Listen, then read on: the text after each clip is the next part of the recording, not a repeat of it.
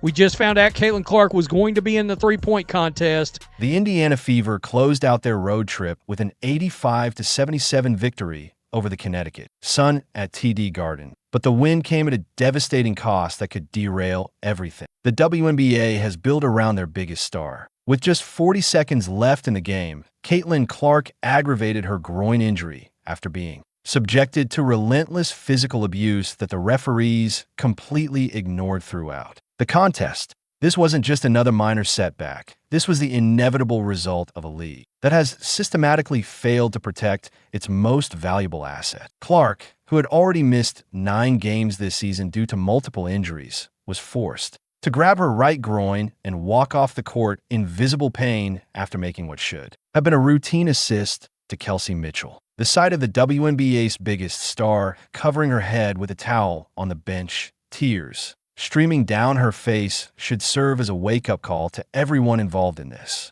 league. The winning point came when Fever head coach Stephanie White was forced to call a time out, not for strategy, but to address the blatant aggressiveness being shown toward Clark by Connecticut defenders. The timeout was a desperate plea for the officials to gain control of a game that had spiraled into organized chaos, with some players treating Clark like a punching bag while the referees looked the other way. I think it was pretty clear that tensions were rising, right?